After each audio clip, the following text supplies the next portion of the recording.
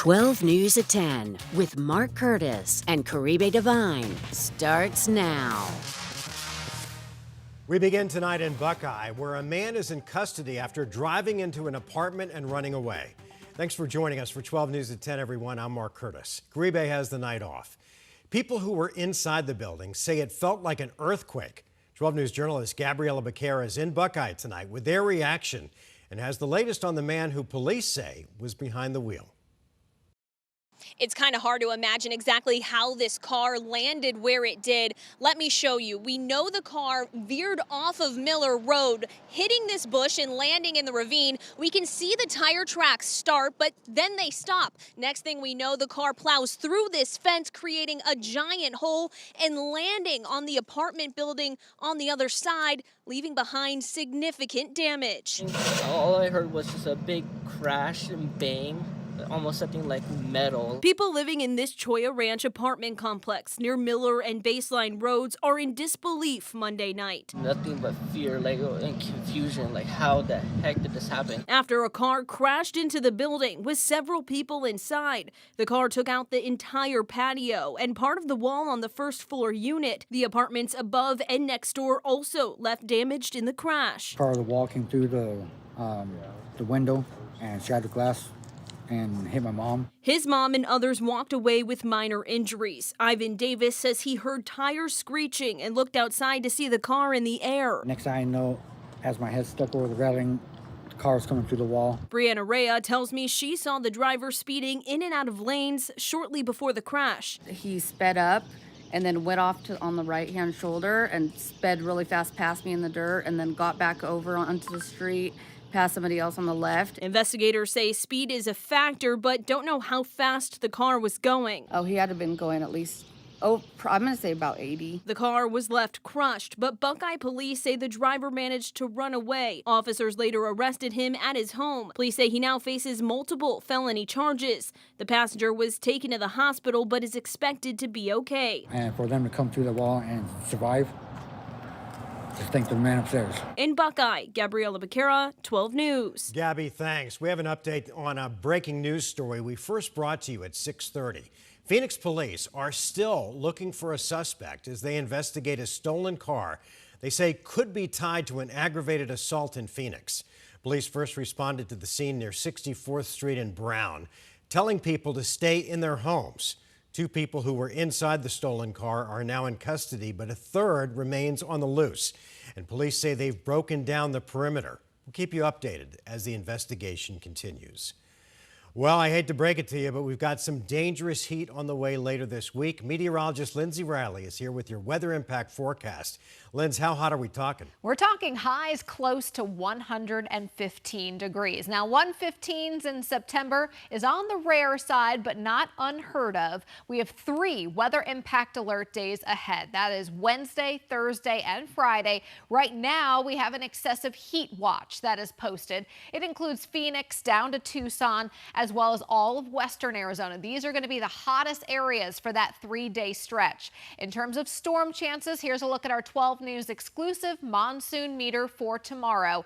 And it's not going to be about the storms this week. We have zeros on the monsoon meter, even for the high country. Tomorrow is a dry day. Temperatures well above the average. Our last day before the excessive heat kicks into gear. But tomorrow will be our 55th 110-degree day of the season so far, which ties last year's record.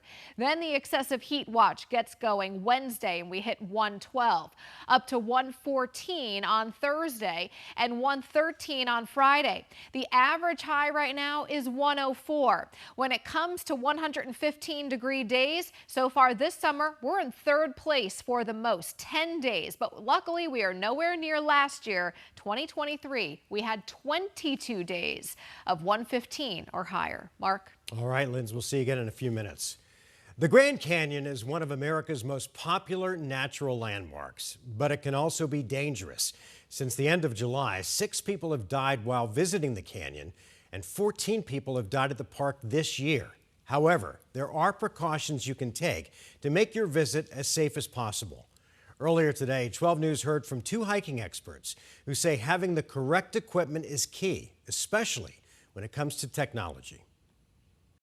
So some of the equipment that we like to take is a working phone with a GPS app of our hike already loaded onto it. We do radios, Motorola or other radios, so we can communicate between our group. We do use a GPS device, satellite, like a Garmin InReach, so we can reach emergency services by text if we need to, or send out a 911. If you're planning a visit to the canyon, it's also important to keep an eye on the weather. Conditions are often much hotter than many people expect, and the duration and difficulty of the hikes can also catch hikers by surprise. New at 10, it's a hidden gem right in the middle of the valley, but it's not for the faint of heart. Every night during the summer, thousands of bats take flight from this one spot. And tonight, 12 News journalist Chase Golightly takes us and gives us an inside look at the Phoenix Bat Cave.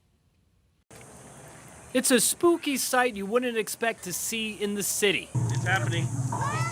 More than 10,000 bats flying into the Phoenix sky. Oh, it's amazing. This is like a once-in-a-lifetime experience for me. There's so many, they actually get picked up on weather radar, and each night, people line up to see them. I mean, they were flying a couple feet over your head. Most of the time I thought I was going to get smacked in the face with a wing. The Mexican free-tailed bats come here every summer as part of their migration to Mexico. But their home isn't your typical cave. The bats have picked an excellent spot. Lisa Blyler with the Maricopa County Flood Control District said those bats chose this 16-mile flood control structure as their temporary home. I like to say they're good tenants. The bats come out near 40th Street and Camelback, but that one tunnel runs all the way to Peoria.